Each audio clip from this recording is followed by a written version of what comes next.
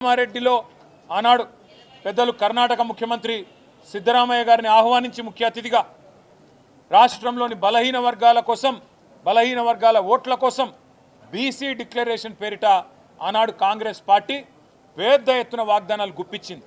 ఒకటి కాదు, రెండు కాదు, 42% రిజర్వేషన్లు ఖచ్చితంగా స్థానిక సంస్థల్లో అమలు చేస్తామని చెప్పింది కాంగ్రెస్ ప్రభుత్వం, కాంగ్రెస్ పార్టీ. అట్లాగే 42% రిజర్వేషన్లతో పాటు ఈ రాష్ట్రంలో రాబోయే 5 ఏళ్లలో 1,00,000 కోట్ల బడ్జెట్ పెడతాం బీసీలకని చెప్పింది కాంగ్రెస్ పార్టీ.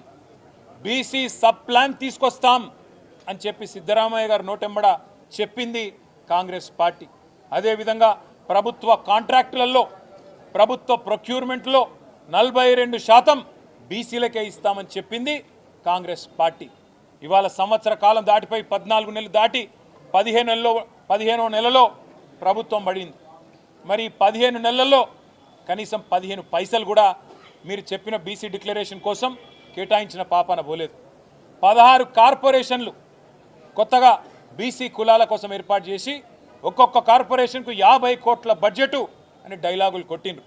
కానీ 50 పైసలు కూడా ఈ పోయిన ఆర్థిక సంవత్సరంలో ఖర్చు పెట్టిన పరిస్థితి లేదు.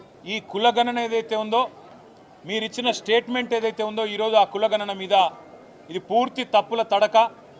ఈ కులగణన మీద మీరిచ్చిన స్టేట్మెంటు చిత్తు కాగితంతో సమానం. ఎందుకంటే రాష్ట్రంలోని బలహీన వర్గాల గొంతు కోసిన కాంగ్రెస్ పార్టీ, కాంగ్రెస్ ప్రభుత్వం యొక్క దుర్మార్గమైన వైఖరిని రాష్ట్రంలోని ఏ బీసీ బిడ్డ కూడా ఒప్పుకుంటలేడని చెప్పి శాసనసభలో, శాసన మండలిలోనే మా పార్టీ తరఫున ఇటు పెద్దలు మత్స్యనాచారి గారు కానీ, అటు మా సోదరులు తలసాని గారు కానీ గట్టిగా ప్రభుత్వానికి డిమాండ్ చేసినాం, చెప్పినాం. ఇది తప్పుల తడక, ఇది శుద్ధ తప్పు. మీరు చేసింది తగ్గించి చూపెట్టి కావాలని మీరు మరి బలహీన వర్గాలను చిన్నగా చేసి చూపెట్టే ప్రయత్నం చేస్తున్నారు అని చెప్పి నిరసించడమే కాకుండా మేము డిమాండ్ చేసినాం. ఒక 15 రోజుల, నెల రోజుల శాస్త్రీయంగా మళ్ళీ రీసర్వే చేయండి. ఖచ్చితంగా ఇవాళ రాష్ట్రంలోని బలహీన వర్గాల బిడ్డలు ఆందోళనలో ఉన్నారు. మీరు మా సంఖ్యను తక్కువ చేసినట్టయితే రేపు సంక్షేమ పథకాల్లో, మీరు ఇవ్వబోయే ఇండ్లల్లో, లేదా మీరిచ్చే రేషన్ కార్డులలో, మీరు రేపు ఇస్తానని చెప్పిన గ్యారంటీల్లో 420 హామీల్లో మా వాటా తగ్గుతుంది, మాకు అన్యాయం జరుగుతుంది అని చెప్పి అట్టడుగు స్థాయిన ఉన్న ఎంబీసీలు కావచ్చు, బీసీ బిడ్డలు కావచ్చు ఆందోళన పడుతున్నారు. కాబట్టి వారి ఆందోళనను చేయడానికైనా సరే మీరు వెంటనే తిరిగి రీసర్వే మొదలుపెట్టండి అని ప్రభుత్వానికి కోరినాం.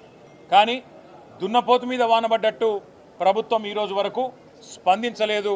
స్పందించకపోగా ఇంకా సిగ్గు లేకుండా ఉల్టా చోర్ కొత్వాల్ కూడా అంటే అన్నట్టు అసలు ఆనాడు జరిగిన సమగ్ర కుటుంబ సర్వే మీదనే అనుమానాలు లేవనెత్తే విధంగా ఇవాళ కాంగ్రెస్ ప్రభుత్వంలోని కొంతమంది పెద్దలు సమగ్ర కుటుంబ సర్వేనే తప్పు అన్నట్టుగా మాట్లాడుతూ బీసీలను అవమానిస్తూ ఉన్నారు.